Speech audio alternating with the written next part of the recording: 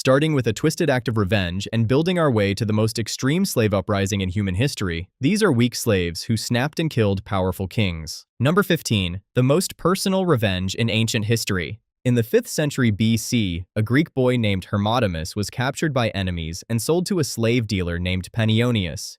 Panionius ran a very specific business. He bought beautiful boys, castrated them, and sold them at a premium to royal courts across the ancient world.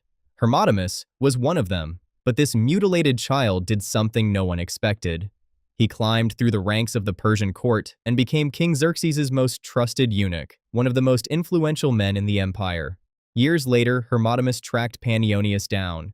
He invited the man who had destroyed his body to bring his family to Persia, promising wealth and great opportunities.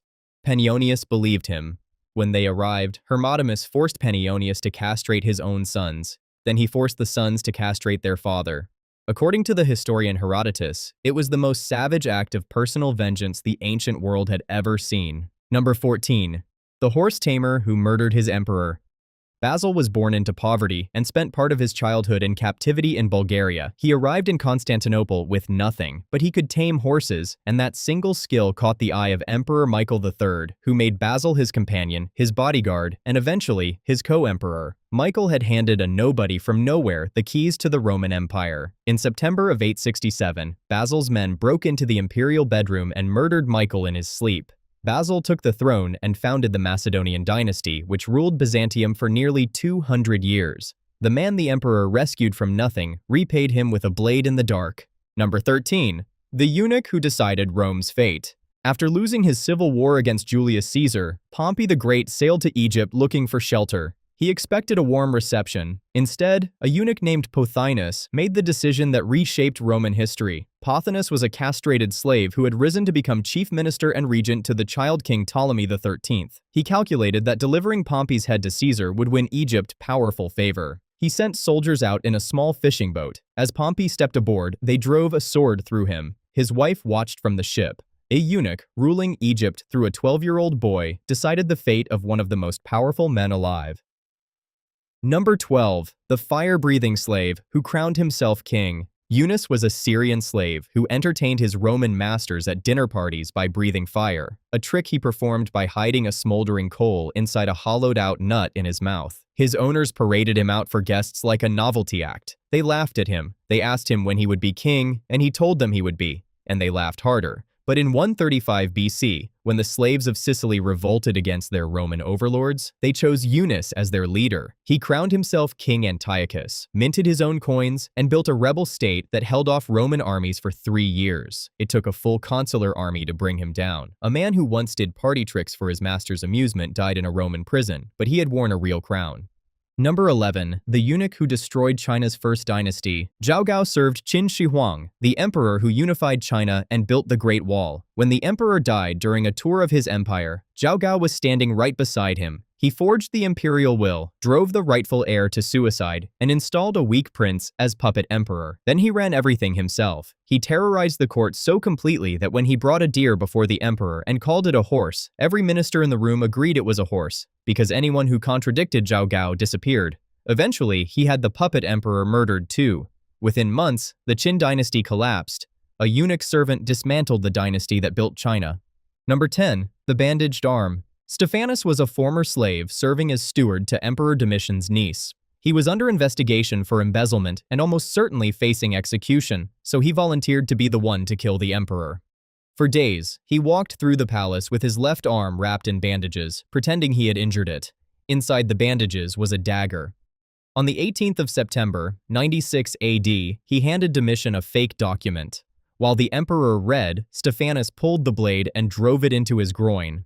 Domitian fought back hard. They crashed to the floor, the emperor clawing at his eyes and screaming for a weapon that conspirators had already removed from under his pillow. More assassins rushed in. 7 stab wounds later, the most feared man in Rome was dead on his own bedroom floor. Number 9. The wrestler in the bathtub. Emperor Commodus believed he was the Roman Hercules. He fought as a gladiator, slaughtered animals in the arena, and demanded worship. To train for these performances, he kept a personal wrestling partner, a slave athlete named Narcissus. On the last night of 192, conspirators laced the emperor's food with poison. He vomited it up.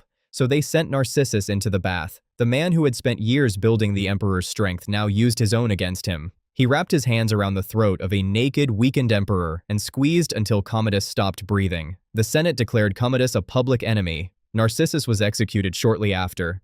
The weapon trained to make the emperor powerful became the weapon that killed him.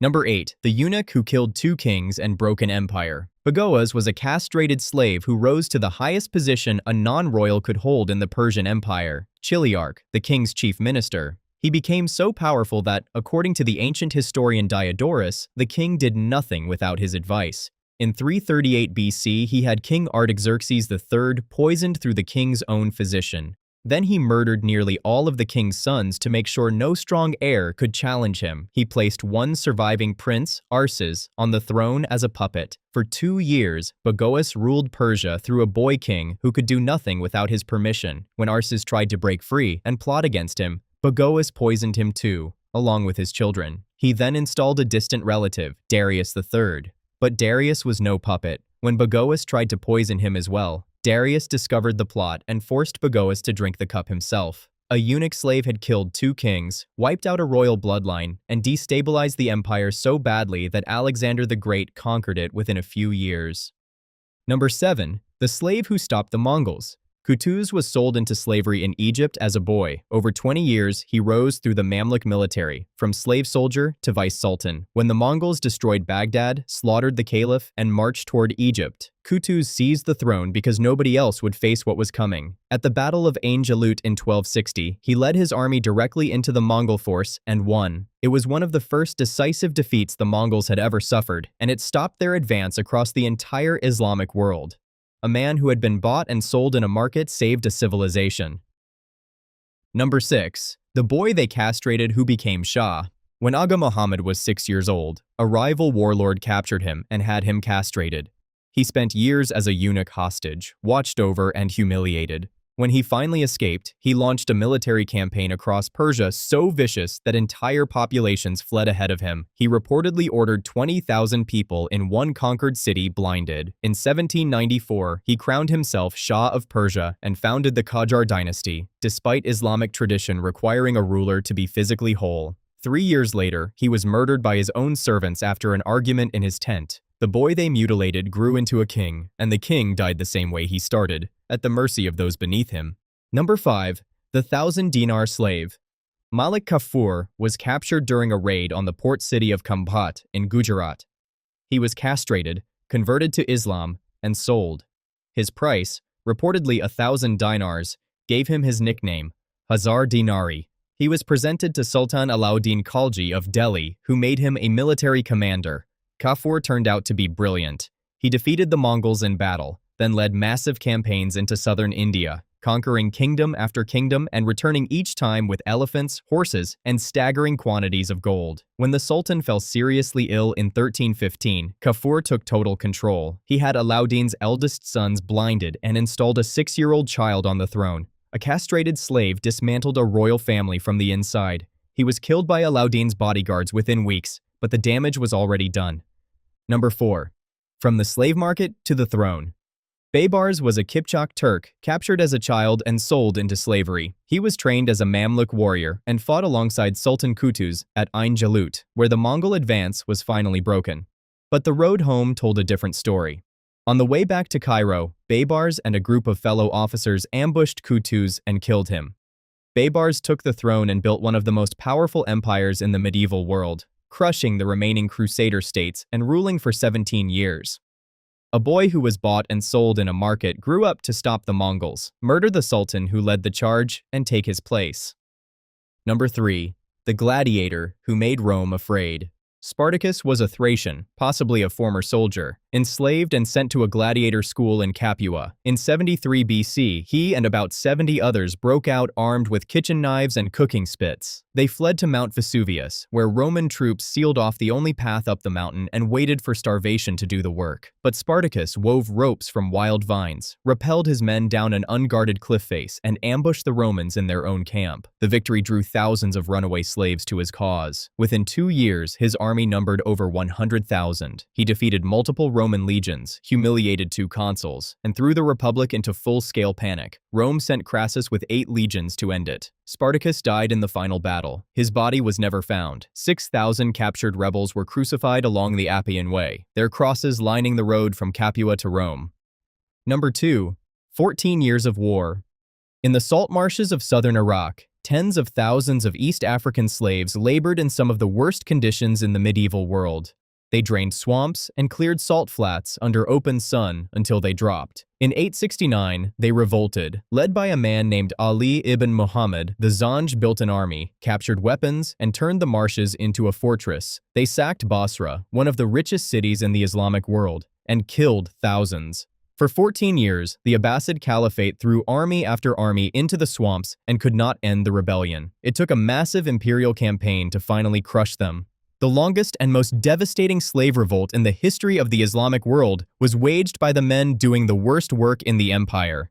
Number 1. Dessalines and the Haitian Revolution. Jean-Jacques Dessalines was born into slavery on a sugar plantation in Saint-Domingue, the most profitable and most brutal slave colony in the Western Hemisphere.